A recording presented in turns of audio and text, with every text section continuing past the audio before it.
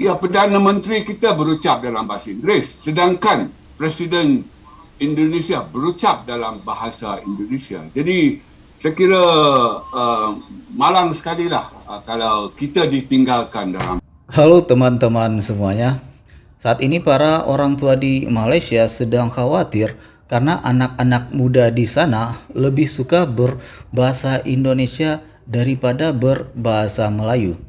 Apa alasan sebenarnya anak-anak milenial Malaysia ini lebih suka menggunakan bahasa Indonesia?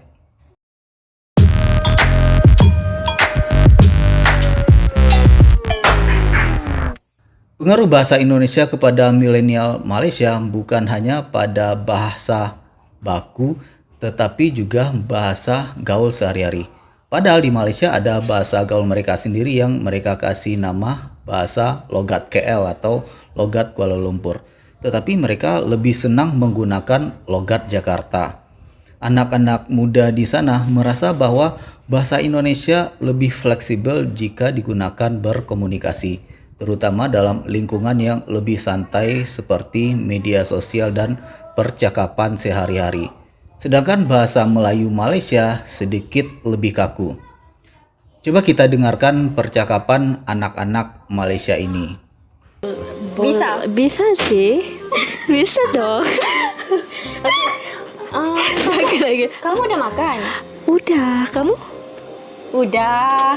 makan dengan siapa tuh? Tapi aku ingin nggak punya selera. Memang karena kenapa? Bapaknya nggak ada.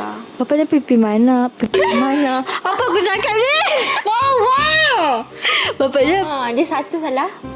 bapaknya Satu singgit. Satu perkataan singgit. Kamu rindu ya? Di mana? Mungkin Ya, di tengah keinginan pemerintah Malaysia yang ingin menjadikan bahasa Melayu menjadi bahasa ASEAN, malah ada kejadian miris di negara mereka sendiri. Lihat saja artis-artis Malaysia kalau datang ke Indonesia, mereka akan mencoba sekuat tenaga untuk bisa ngomong pakai bahasa Indonesia. Sedangkan kalau artis Indonesia ke Malaysia, ya mereka tetap bangga berbahasa Indonesia. Kata anak-anak muda Malaysia sih, bahasa Indonesia itu terdengar keren dan tidak kampungan kalau diucapkan. Dalam sebuah postingan Facebook, ada kegelisahan seorang ibu asal Malaysia. Dia mengucapkan, "Jangan heran kalau budak-budak sekarang 10 tahun lagi semua pakai bahasa Indonesia. Orang luar datang Sabah, ingat salah naik flight pergi Jakarta. Anak buah saya sebut ketampun kepiting. Bawa pergi kedai pun dia bilang mari ke toko." Postingan tersebut dikomen oleh orang Malaysia lainnya. Dia meminta masyarakat Malaysia untuk mengingat nama Perdana Menteri Malaysia, bukan Presiden Indonesia. Tolong info anak-anak kamu ya guys, Perdana Menteri Malaysia masih Ismail Sabri, bukan Joko Widodo. Kejadian seperti ini bisa terjadi berkat adanya pengaruh dari para influencer dan YouTuber Indonesia yang banyak digandrungi di Malaysia, khususnya di kalangan anak muda. Film, musik, dan juga acara televisi Indonesia juga sangat populer di Malaysia.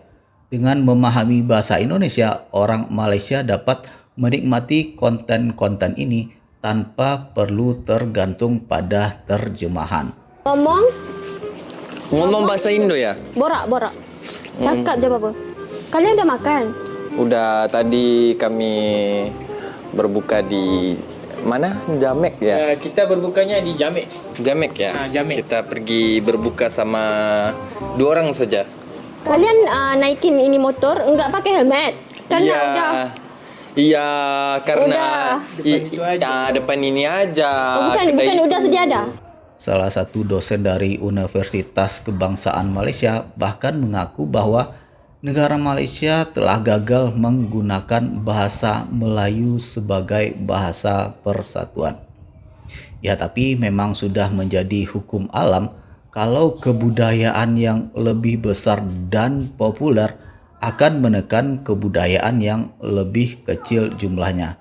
Bayangkan saja, Penduduk Indonesia sekarang ada sekitar 285 juta, sedangkan Malaysia hanya 35 juta. Artinya penduduk kita 8 kali jumlahnya lebih besar dari penduduk Malaysia. Lalu bagaimana pendapat teman-teman semuanya? Silahkan berikan komentarnya di bawah. Aktif banget. Jadi pandemi, jadi udah nggak aktif lagi. Jadi kemari ke Jakarta ini langsung ketemu produser. Kemudian juga ada bisnisnya juga yang bakal dimasukin ke Jakarta kayak gitu. Terima kasih bagi teman-teman yang sudah menonton video ini sampai akhir. Jumpa lagi di video kita berikutnya. Dan seperti biasa jangan lupa like dan subscribe.